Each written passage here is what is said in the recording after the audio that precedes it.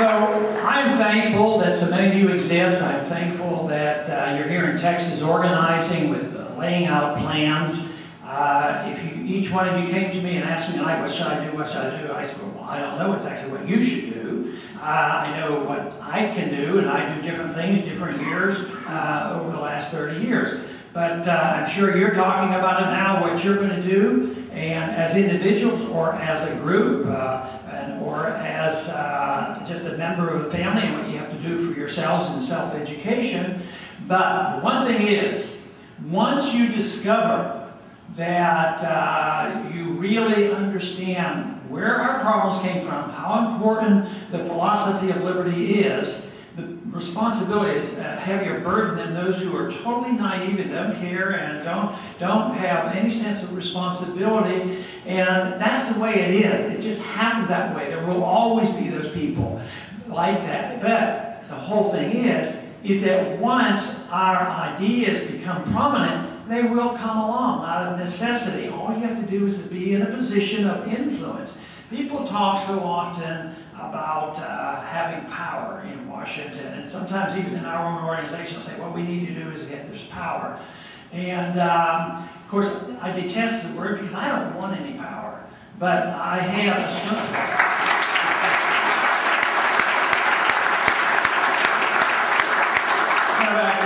I would say in the campaign that I will be very pleased to be the president, but it's not because of what I want to do. It's because I don't want to run your life, I don't want to run the economy, and I don't want to run the world. I want to just leave you alone.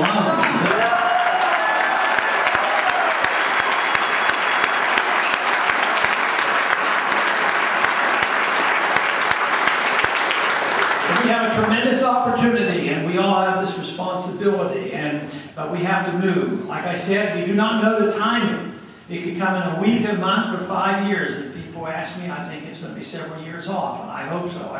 I hope we can stay patched together to get more and more people informed. But we have to have allies. The more, the better. But eventually, it will be the world of ideas that will make the difference, and that's where the great progress has been made. And yet, we have to have activism as well. There are many libertarian friends that I have that said absolutely no political action. It's just only education and preparing and taking care of oneself, and that will solve the problems.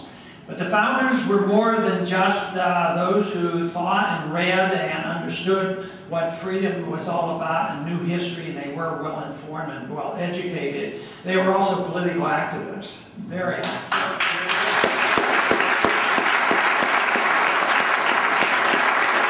There's a lot of shortcomings in our system. The political system is a mess. It's very unfair. If you don't happen to belong to the Republican or the Democratic Party, it's very hard to participate. The laws are biased against us. But it's a philosophical revolution. The revolution is here. The revolution will remain. But if the revolution is successful, it will not be to only revolutionize and change the Republican Party.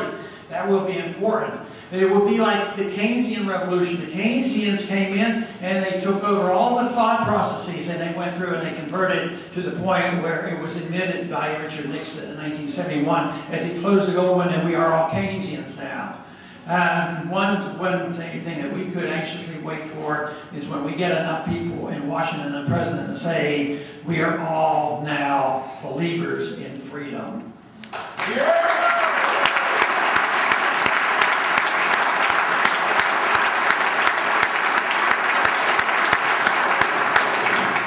But I remain an optimist. I believe that we can win.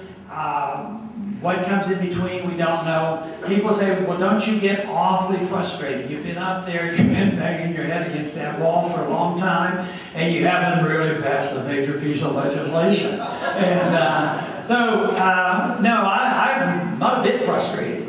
But then again, so far, I've had pretty low expectations on what I think Washington's going to do. But I have high expectations of what I think you can do. That is where I'm looking.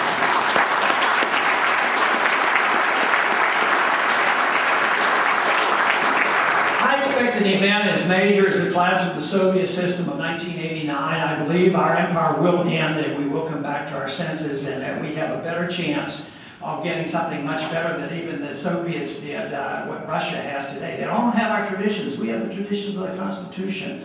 We at one time believed in sound money. We believed in contract and property rights. So there's a lot of reason to think that we can, survive this and do much better, and even improve upon it. The gold standard was far from perfect. It was abused constantly. Maybe a free market gold standard will be much better than a government's gold standard when the time comes. That's the difference. There's lots of ways that we can improve on what we had had before. I never liked the idea when people, somebody on an interview will say, "Oh, you're the guy that wants to go back to the gold standard." And I quickly changed that. I said, "Not exactly. That's not exactly my goal." But I would like to pick up where we left off and pick up the good points. I would like to go back to the principle of the rule of law. The Constitution is not perfect, never was, and we could accept a few changes. How about getting rid of the 16th and maybe the 17th?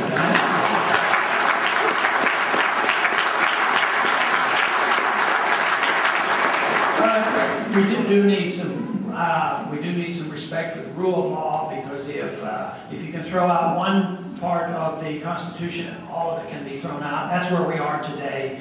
But we can revive that spirit. And the young people, especially, that I have been energized by around the country, in the colleges, there is definitely room for optimism that we can win. So I congratulate you for your participation. I thank you for helping in what I've tried to do. And all we have to do is hang together, because we can win this fight. Thank you very much.